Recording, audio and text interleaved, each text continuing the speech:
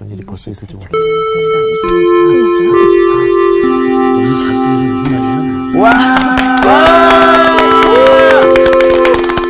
만세! 멋있다! 만세! 안녕하세요. 안녕하세요. 잘 지냈어요? 네. 반갑습니다. 자리가 좀 바뀐 것 같아요. 예. 왔다 갔다 합니다. 그래요? 예.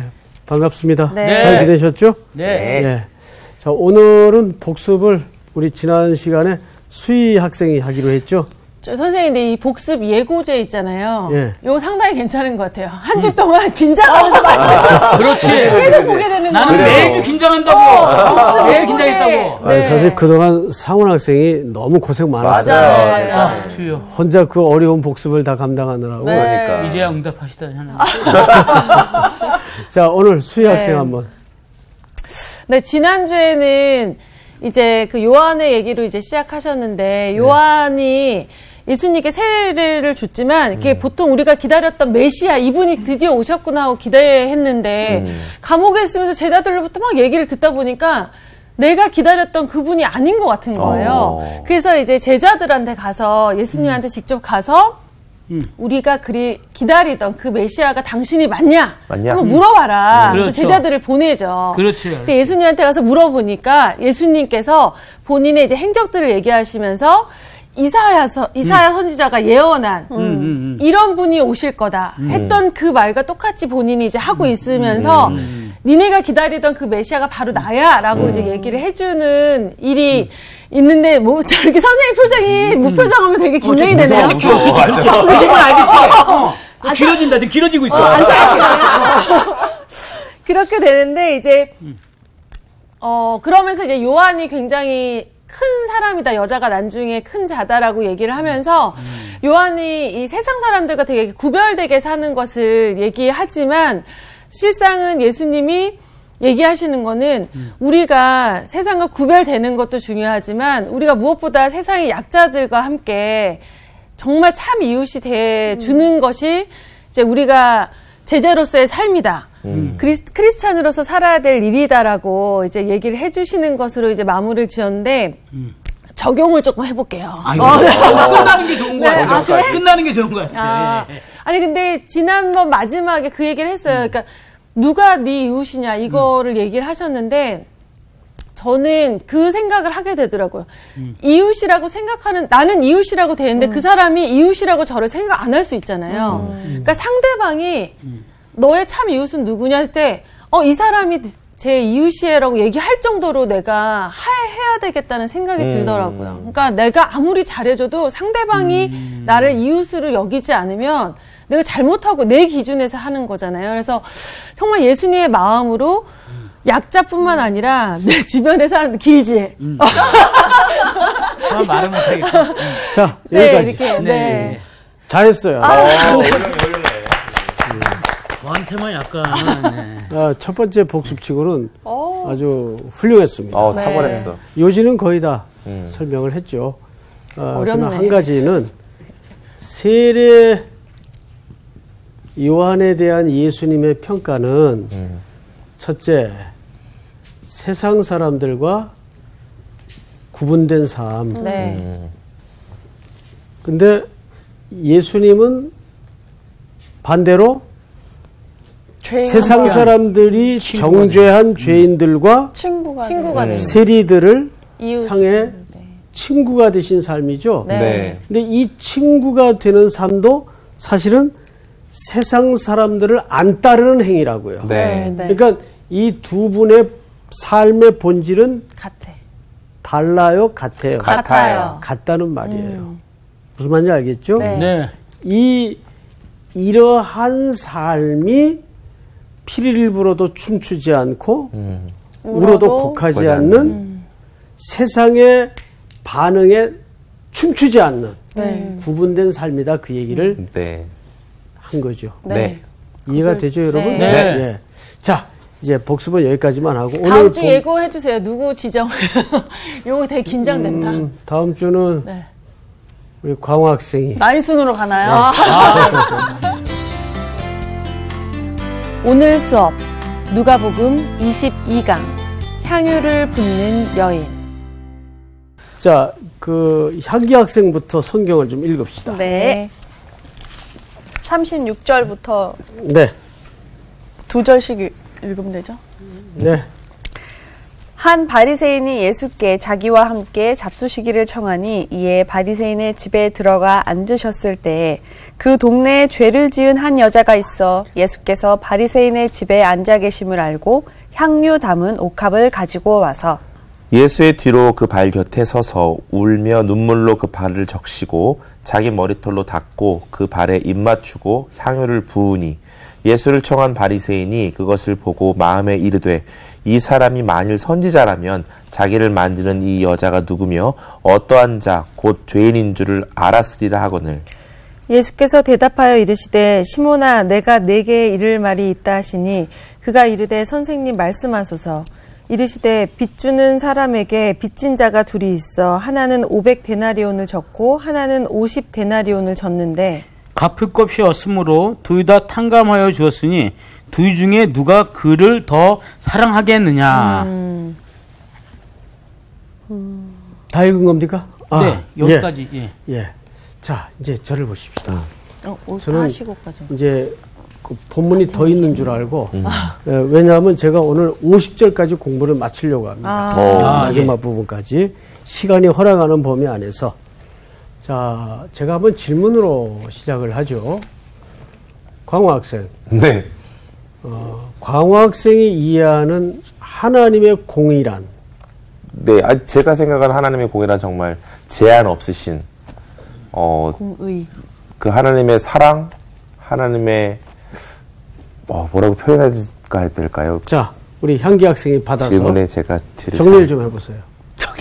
네. 그냥 제가 그냥 질문하셨을 때 하나님의 공의란 사실 누가 크고 작고를 떠나서 10손가락 깨물어서 안 아픈 손가락 없듯이 공평하신. 어우, 좋은 답이다. 공평하다. 우리 수희 학생은? 공의롭다. 공의롭다가 되게 어려운데, 이게 사람에게 있지 않고 하나님한테 그 주권이 있는 거잖아요. 의롭다 해주시는 거니까. 그래서 그 사람의 어떤 성품이나 죄나 이런 것과 상관없는 것? 하나님한테 우리 있는 것. 전직 반장. 전직 반장. 지금 누구야? 지금 반장은 누구죠? 부셔버리겠어. 저는 그냥 그런 생각을 하거든요. 제가 항상, 두 가지 중에 지금 헷갈리고 있는 것 중에 하나가, 하나님의 그 어떤 공의로우심은, 아까도 얘기했지만 끝이 없다, 뭐 이렇게 얘기를 하셨지만, 저는 그러니까 분명히 하나님이 하시는 일이 옳고 내가 생각하는 건 틀린 게 확실한데, 하나님이 하시는 일이 맞는 건 맞는데, 하나님이 하시는 일은 우리를 위해서 하시는 일이잖아요. 그쵸? 그러니까 그게 저는 굉장히 아이러니하다는 거죠. 응? 하나님이 하시는 일은 맞는데, 하나님이 하시는 일이. 근데 인간적인 시각으로 보면 이해가 안 된다 이거죠. 그렇지. 근데 하나님이 하시는 일은 곧 인간을 위해서, 우리를 위해서 하시는 일이죠. 좋은 답인 그러니까 것 같은데. 인간적인 생각으로 이해가 안 되지만 그건 선한 일인 거죠. 그렇죠. 그렇지. 좋은 답이야. 뭐 우리끼리 다 바꾸는 답들이지. 주여. 하나님의 공의. 자, 이게 이제 서론에 대한 질문이죠. 답은 유보합시다. 네. 일단 공부를 진행한 다음에 결론쯤 가서 이 공의에 대한 정의를 우리가 두 개야. 땡땡. 땡땡. 두 자. 넣어보는 걸로 이렇게 하나님의 진행을 공의. 했으면 좋겠어요. 사랑. 자, 일단 오늘 점심. 이 본문에 등장하는 여인은 누구인가를 좀 한번 보십시다. 36절. 한 바리새인이, 자, 이 사람의 신분이 누구죠? 바리새인. 바리새인이에요. 성경에는 동명이인이 참 많죠. 네. 마리아만 해도 여러 명이에요. 네. 그렇죠. 그렇죠? 우리 찬송가 211장에 보면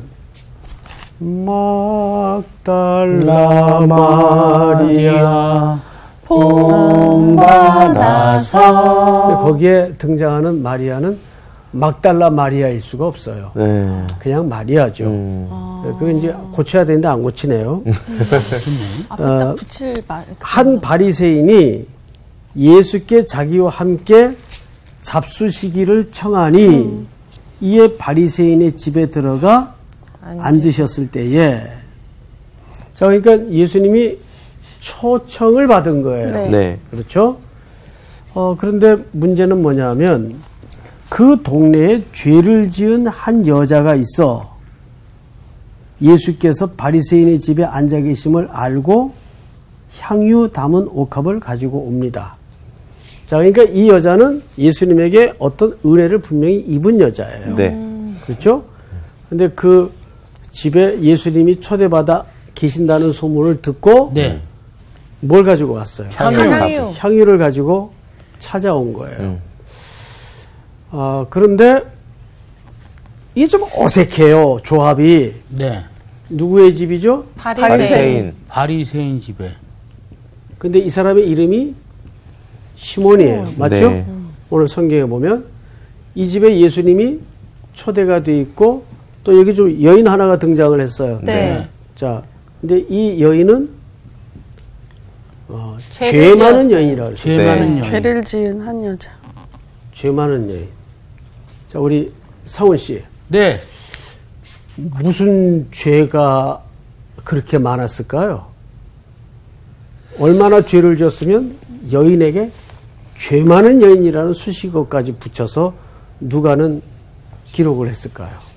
근데 그 시절에 어떤 그거를 봤을 때에는 네. 죄가 많다라는 거는 병이 있거나 심각한 병이 있거나 아니면 굉장히 남편이 많았던 여자를 일컬어 그런 얘기를 좀 많이 하더라고요. 보통 그치. 아니면 뭐 다른 저기 의미면 병이 심각한 병이 걸렸다. 다른 의미라면 세상 사람들이 이 여자가 구별되는 삶을 사니까 뭔가 다르게 할 때마다 죄를 저 여자는 죄를 이렇게 붙인 게 아닐걸. 이 얘기하지 않아요? 시대에 죄 많은이라는 표현은 정확하게 창녀. 창기를 얘기하는 거예요. 왜? 그렇구나. 정확하게 죄 많은이라는 수사어는 창기를 얘기합니다. 자, 그러면 이 조합이 일단 예수님하고 여인도 안 맞고 바리새인이랑도 바리새인과 예수님도 안 맞고 바리새인과 여인도 안 맞고 완전 언밸런스. 너무 안 맞는다. 근데 지금 이 세 종류의 인간이 한 공간에 지금 있어요. 그러면 잘 보세요. 네. 예수님은 누구의 초대를 받았죠? 바리새인은. 바리새인의 초대를 받았어요. 이 여인은 초대 안 받았는데 왜 와서 왔어? 갔어요. 초대 안 예수님 만나러. 받았는데 왜 왔죠? 예수님 만나러. 계신 줄 예수님이 알고. 계시다는 수식으로 향유를 가지고 온 네. 거예요. 그러면 바리새인에게 이 여인은 마뜩했을까요? 마뜩지 않았을까요? 맞듣지 않았죠. 않죠. 마뜩지 않았죠. 그래서 뒤에 보면 궁시렁거리는 맞아요. 내용이 등장을 합니다. 네. 자, 이제 이 이야기를 통해서 도대체 성경은 무슨 얘기를 담아내고 싶은가? 그걸 우리가 포착할 수 있어야 돼요. 네. 성경을 그냥 보십시다. 네. 37절. 그 동네에 죄를 지은 한 여자가 있어 예수께서 바리새인의 집에 앉아 계심을 알고 향유 담은 옥합을 가지고 와서 예수의 뒤로 그 발 곁에 서서 울며 눈물로 그 발을 적시고 자기 머리털로 닦고 그 발에 입 맞추고 향유를 부으니 참 누가의 그 표현이 굉장히 섬세하죠. 네. 근데 여기 예수님의 발에 입을 맞췄다 그랬는데 네. 이거를 원문의 뉘앙스를 그대로 살려서 표현을 하면 숨이 막히도록 키스를 했다 그래요.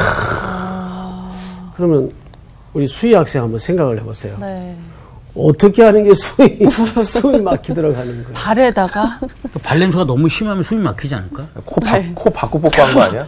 그냥 왠지 상상한 게 이게 울면서 진짜 그냥 엎드려서 어떻게 진짜. 얼굴을 들 수 얼굴을 그래, 없어가지고 저기 바꾸고 한 한기 거지. 학생은 대답을 할 수 있어야 돼. 저요? 향기니까. 향기니까? 향기니까.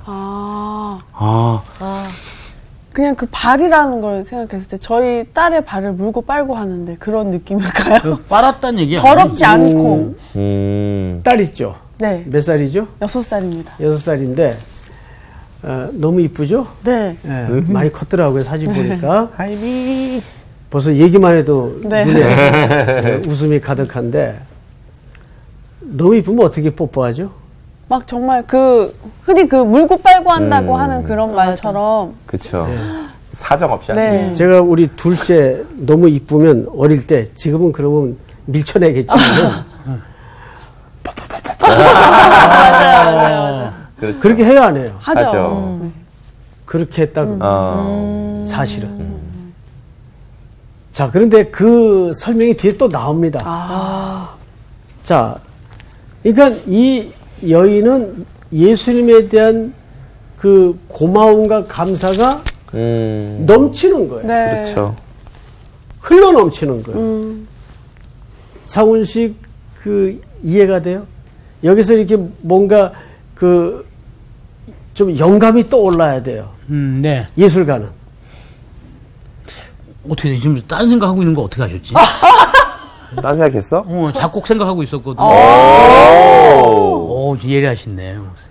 진짜? 저는 사실 이런 그 누가의 섬세한 표현 속에서 야, 이거 어떻게 하면 예수님에 대해서 이런 마음이 가능해질까? 네. 그거를 한번 생각을 해보라고요.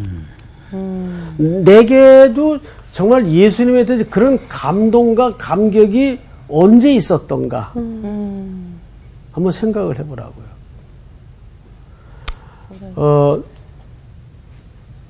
30대 때 그 대학생 데리고 저기 강원도 어느 산골에 이제 수련회를 간 적이 있어요. 그때 그 아이들이 깨지고 부서지고 은혜 받으면서 온 생애를 하나님 앞에 드리겠다고 눈물로 밤을 새며 기도하고 걔네들을 한 사람 한 사람 붙들고 기도해 주던 그 황홀한 밤은 내 인생에 또 올 수 있을까? 한 번은 이랬던 적이 있어요.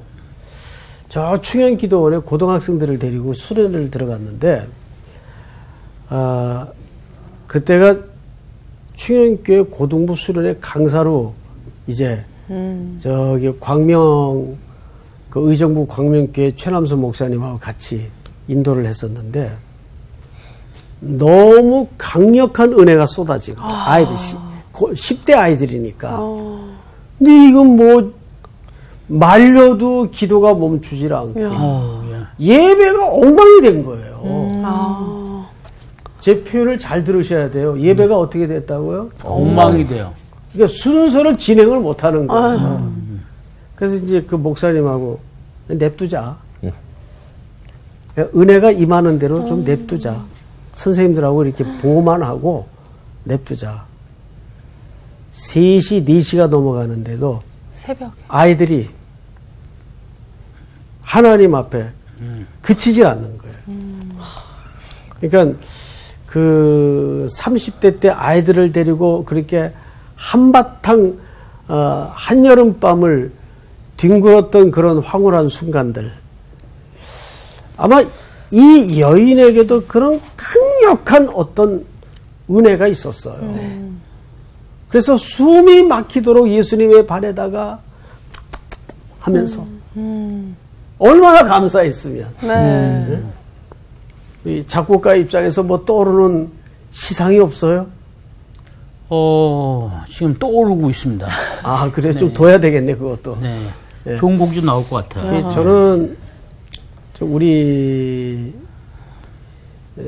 오늘날 교회의 예배들이 너무 짜여지고 또 획일화되어 있고 정형화되어 있어서 오히려 그런 성령님의 자유로운 강력한 은혜와 역사를 좀 가로막고 있지 않나. 저는 오늘 누가가 이 여인의 예수님에 대한 참 이렇게 폭발할 듯한 그 흘러넘치는 표정만 봐도 넉넉히 쳐다볼 정도로 그걸 우리가 한번 다시 전체가 같이 읽어보자고 그 본문을. 네. 우리 38절을 전체가 한번 같이 읽어보자고요. 시작. 예수의 뒤로 그 발 곁에 서서 울며 눈물로 그 발을 적시고 자기 머리털로 닦고 그 발에 입맞추고 향유를 부으니. 네, 향유를 부으니. 좀 이런 좀 순전한 감동이 우리 영혼 속에도 회복이 되었으면 좋겠는데, 그 다음 절에 싸한 느낌이 들어요. 그 다음 절 차마 제가 못 읽겠는데, 우리 광호 학생이 한번 읽어보세요. 예수를 청한 바리새인이 그것을 보고 마음에 이르러 이 사람이 만일 선지자라면 자기를 만지는 이 여자가 누구며 어떠한 자 곧 죄인인 줄을 알았으리라 하거늘. 예수께서 대답하여 이르시되 시몬아 내가 내게 이를 말이 있다 하시니 그가 이르되 선생님 말씀하소서. 자, 여러분, 이 바리새인이 지금 예수님에게 말한 게 아니라 속으로 궁시렁거린 거예요. 독심술로 알아차리셨어. 무슨 소리인지 알겠어요? 네. 성경을 39절을 잘 보세요. 예수를 청한 바리새인이 그것을 보고 마음에 이르되 이 사람은 누구죠? 예수님. 예수님이 만일 선지자라면 자기를 만지는 이 여자가 누구며 어떠한 자, 곧 죄인인 줄을 알았으리라 하거늘. 그러면 자기는 알았다는 얘기예요? 몰랐다는 얘기예요? 알고 있었다는. 자기도 알고 있었다는 얘기예요. 아실 텐데. 약간 이런. 그렇죠. 예, 이 참 선지자라면 이 여자가 누군지 알았을 텐데 이렇게 해서는 안 되는 여자인 줄, 이렇게 감히 정토 유대 남자의 몸에 손을 대고 이런 격렬한 표현을 하고 이럴 수 있는 여자 신분이 아니라는 걸 알고 있을 텐데 그 말이에요. 자, 여러분, 항상 우리 속에는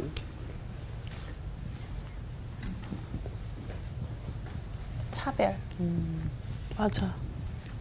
편견. 이게 굉장히 무서워요. 심해요. 맞습니다. 더 심해지는 것 같아. 네. 예수님 보고도 사람들이 끊임없이 뭐라 그러죠? 갈릴리 출신 아니야? 맞아. 이게 뭐 지역적 차별이에요. 나사렛에서 선한 것이 나냐. 우리 한국 사회에도 그런 거 있어요, 없어요? 맞습니다. 있습니다. 전라도 아니야? 저 경상도 아니야? 저거 영남 것들 아니야? 이런 거. 있단 말이에요. 외국에서 왔다 그러면 되게 잘해주고. 이게 사대주의 근성이죠. 자, 여러분, 우리 요한복음 7장으로 넘어가 보십시다. 요한복음 7장. 7장 14절을 보세요. 이미 명절 중간이 되어 예수께서 성전에서 올라가 지금 뭐하고 계시죠? 가르치시니. 예, 가르치고 계시는데 유대인들이 놀랍게 여겨 이르되 이 사람은 배우지 아니하였거늘 어떻게 뭐를 아느냐? 그를 아느냐. 자, 앞을 보세요. 천재인데. 유대인들이 깜짝 놀랐어요. 왜 놀랐는가 봤더니 두 가지 때문에 놀랐네요. 보통 이 당시 그 관례는 성전 안에서 이 정도 사람들을 모아놓고 가르치려면 적어도 누구 문화생이어야 합니다.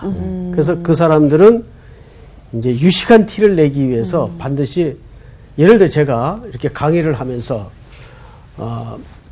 크리소스톰이 말하기를 또 칸트가 말하기를 마틴 로이드 존스가 말하기를 또 바빙크가 말하기를 이렇게 유명한 자기도 만나본 적도 없는 신학자들 이름을 쭉 들면서 그 사람이 말하기를 하면 좀 있어 보이죠. 맞아요. 있어 보이죠. 있어 보이죠. 근데 예수님은 그러질 않고 내가 너에게 이르노니. 네. 근데 이 당시 누구의 문화생이면 반드시 가르칠 때 네. 누가 말하기를 어느 랍비가 말하기를 이게 붙이는 게 관례예요. 그래야 유식하다는 대접을 받아요. 근데 예수님의 가르침은 다르더라고요. 그렇죠. 예수님은 늘 내가 말하노니 내가 너에게 이르노니 게다가 이 사람들이 놀란 것은 뭐냐 하면 메시지나 내용에 놀란 게 아니에요. 성경을 잘 보세요. 14절. 이렇게 돼 있습니다. 15절. 이 사람은 배우지 아니하였거늘. 자, 그러니까 저 사람 갈릴리 출신에다가 어느 공기관에 들어가서 누구의 문화생으로 배운 적이 없는 걸 우리가 알고 있는데 그 다음 보세요. 15절 끝에 어떻게 글을 아느냐. 그라마타. 이 글이라는 말이 그라마타라는 말을 헬라 말을 쓰는데 이 말은 뭐냐면 문자. 그러니까 이 사람들이 놀란 거는 저 사람의 표현력, 수사력, 글자를 아는 거 이거에 놀란 거예요. 정말 뭐에 놀래야 돼요? 그 말씀 안에 내용에 놀래야 될 거예요. 그러니까 편견이 맞아. 내용으로 못 들어가게 만드는 거예요. 맞아. 보이는 것 때문에. 네? 맞아요. 우리도 이제 강사를 이제 초빙하면 제일 먼저 프로필을 봐요.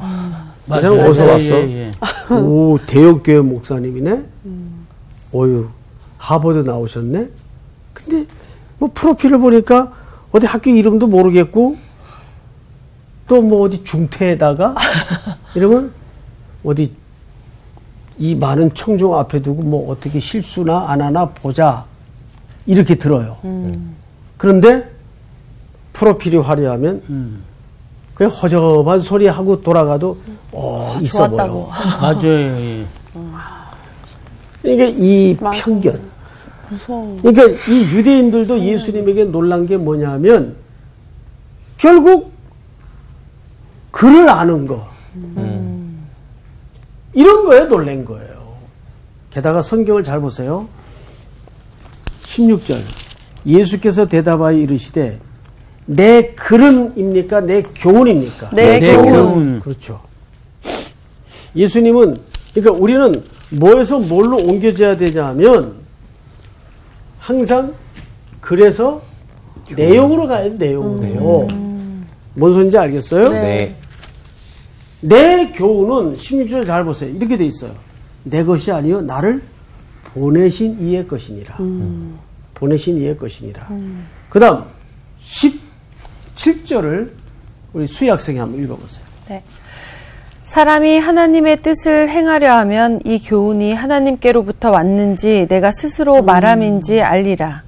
스스로 말하는 자는 자기 영광만 구하되 보내신 이의 영광을 구하는 자는 참되니 그 속에 불의가 없느니라. 모세가 너희에게 율법을 주지 아니하였느냐?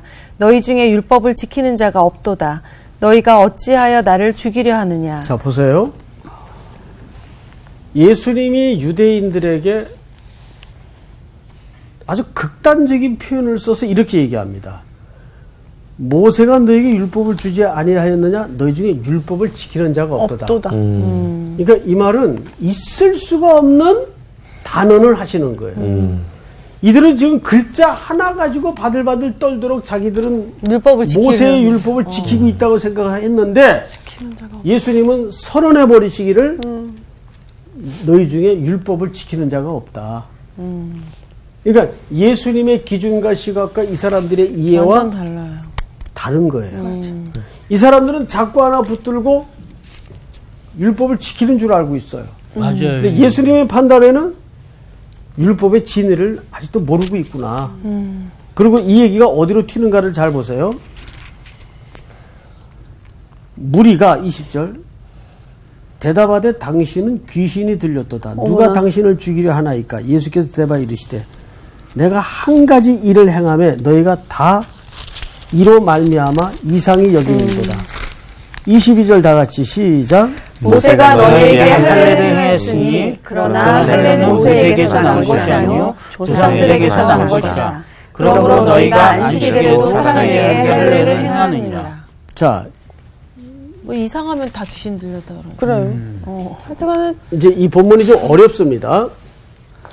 계속 어려워요. 할례가 등장을 했죠. 네. 근데 이 할례는 누가 준 거라고요? 모세가. 근데 이 할례는 사실 아브라함 때부터 있었던 거예요. 네. 그러니까 하나님이 준 거죠. 네. 그런데 레위기 12장 3절에 보면 산의 아이가 태어난 지 8일 만에 할례를 주도록 돼 있어요. 네. 그런데 이 8일째가 안식일과 맞물릴 때 안식일 날을 지켜야 되느냐 할례를 지켜야 되느냐 충돌이 일어날 수 있어요 없어요? 있어요. 그럼 어떻게 해야 돼요? 그래서 랍비들이 의논을 해요. 할례는 건강과 생명에 관한 것이니까 8일째가 안식일 날 걸릴 때는 안식일에도 할례를 할 수 있다라고 해석을 했다 그 말이에요. 해석을. 네. 그 얘기를 지금 하는 거예요. 네. 자, 성경을 잘 보세요. 22절 모세가 너에게 할례를 행했으니 그러나 할례는 모세에게 난 것이 아니요 조상들에게 난 것이라. 즉 아브라함에게 난 것이라 그 말이에요. 네. 그러므로 너희가 안식일에도 사람에게 할례를 행하느니라. 그러니까 안식일 날 8일째 할례할 경우가 발생할 때는 네. 어느 걸 우선하는 거예요? 안식일을 우선하는 거예요? 할례를 우선하는 거예요? 할례를 우선하는 거예요. 이 해석을 누가 했냐 그 말이에요. 사람이 했다 그 말이에요. 바리새인이 했죠. 네? 네. 이럴 경우에는 할례를 할 수 있도록 하자. 네. 그런데 네. 예수님 말씀을 잘 보세요. 모세의 율법을 범하지 아니하려고 사람이 안식일에도 할례를 받는 일이 있거든 내가 안식일에 사람의 전신을 건전하게 한 것으로 너희가 내게 노여하느냐? 예수님이 요한복음 5장에서 안식일날 누굴 고쳤어요? 38년 된 베데스다 연못가의 병자를 고친 거 아니에요? 네. 그러자 사람들이 예수님을 죽이려고 했어요. 뭘 어겼다고? 안식일을 어겼다고. 죽이려고 했단 말이에요. 자, 그럼 무슨 얘기냐 하면 할례는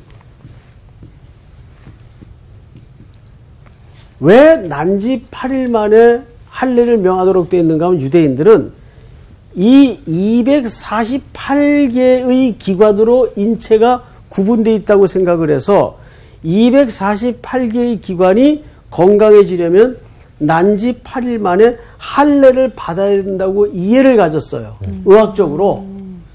그래서 이들은 이 건강을 위해서 안식일을 어겨가면서 안식일 날에는 할례를 할 수 있도록 해석을 했다고요. 네. 그런데 예수님은 안식일 날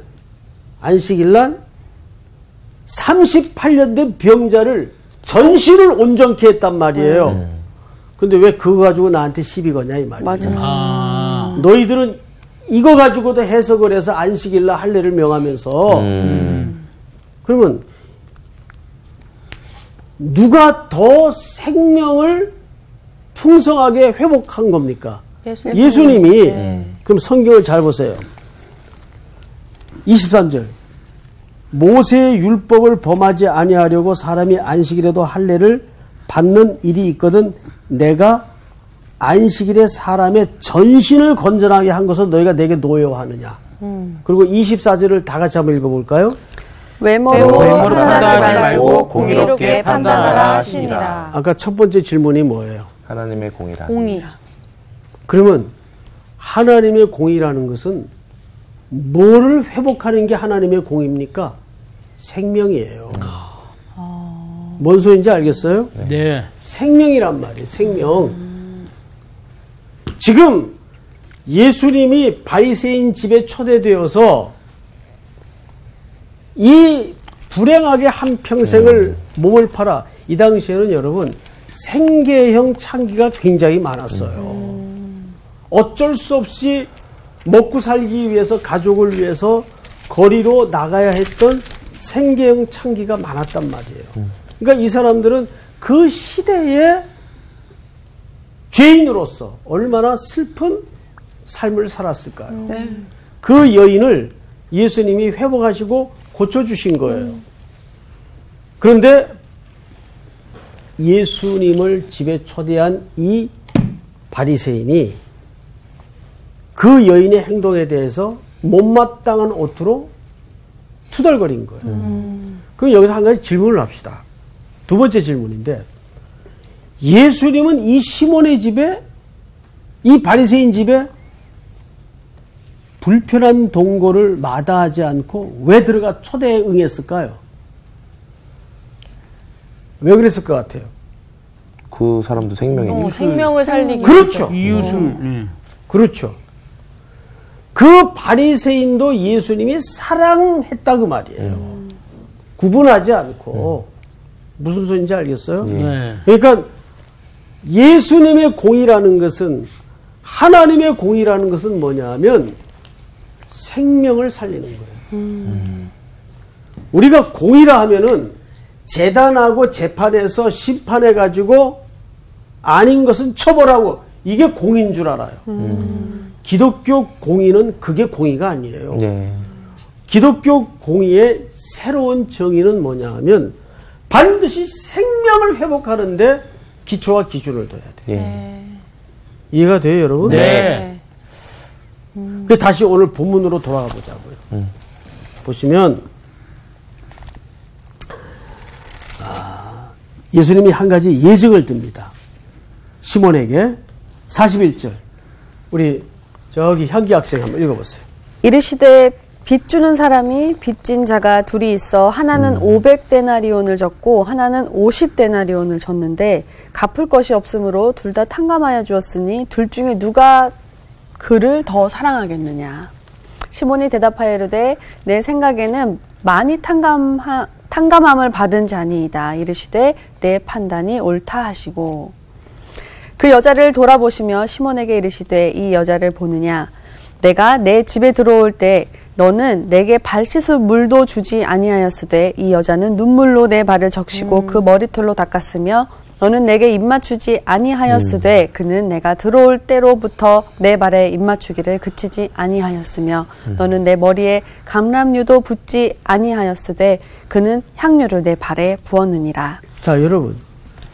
그러니까 이 시몬은 예수님을 초대할 정도로 나름 예수님과 친분을 가진 관계이면서도 기본적인 예의조차 취하지 않은 사람이에요. 굉장히 퉁명스러운 초대란 말이에요. 예수님이 그걸 비교해 주는 거예요. 그러면서 다음 절부터 우리 광호 학생 읽어보세요. 네.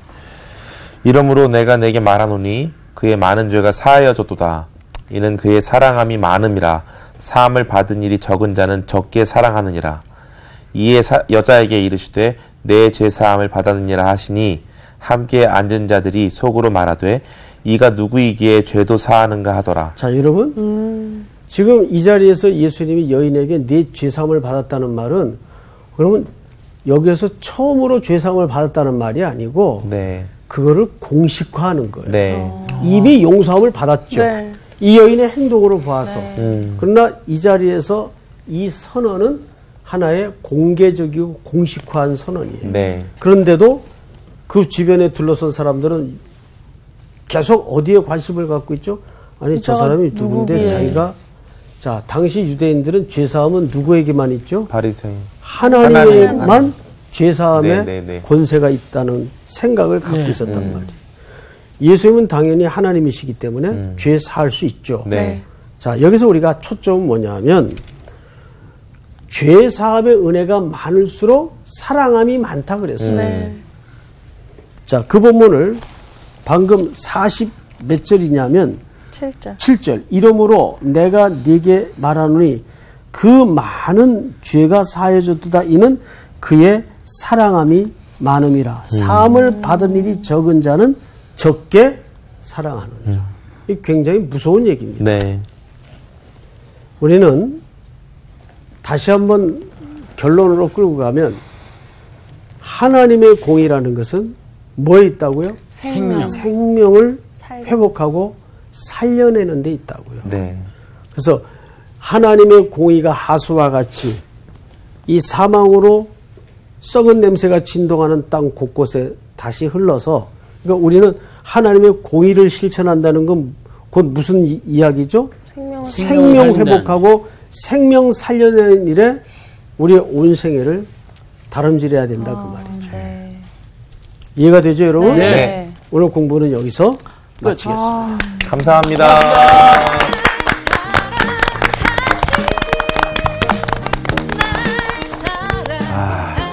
생명에 대한 이해를 계속 맞아요. 가지게 되는 것 같아요. 이 공이라고 딱 들으면 뭔가 판단하고 그러니까. 있잖아. 이렇게 딱 선을 잣대, 그어서 이거 이런 거. 옳고 그른 걸로 이렇게 할 것 같은데 생명을 살리는 거라는 이 정의를 딱 다시 딱 듣고 나니까 맞아. 우리가 뭘 판단할 수 있는 게 모두를 진짜 지난주에 우리가 그거 했잖아. 이웃을 사랑하는 것처럼 그거랑 이렇게 연관돼 있는 거. 맞아요. 그러니까 진짜 그 편견이 너무 무서워. 어우, 싫어. 저 그 사람을 딱 편견 있게 딱 봐버리면 맞아.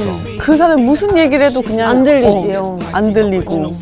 그냥 그 사람 그런 사람으로 돼버려. 그러니까 오빠 되게 적게 먹는데 되게 많이 먹는다고. 그러니까 생각하잖아. 우리가 이거 되게 너무 편견 같잖아. 억울했겠어. 못 먹는 거 되게 많거든, 의외로. 많이 하고, 뭐 자기 관리를 못하는 뭐 사람이다 뭐 이런 얘기들 많이 들었거든요. 그건 그렇지. 굉장히 화가 나고요.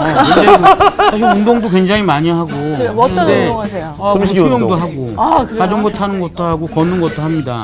이 사람들은 자꾸 네가 그냥 너무 많이 먹으니까 살이 찌는 거 아니야. 또 벗어난다 또. 살이 찌는 거에 있어서 여러분 주의해야 될 점이 몸이 부을 수도 있어요. 몸이 안 좋으면. 오늘 부은 거죠. 그게 오늘 저는 늘 부어 있어요. 예. 몸이 안 좋아요, 늘. 이번 주 퀴즈입니다. 다음 중 교회란 말이 기록된 복음서는 무엇일까요?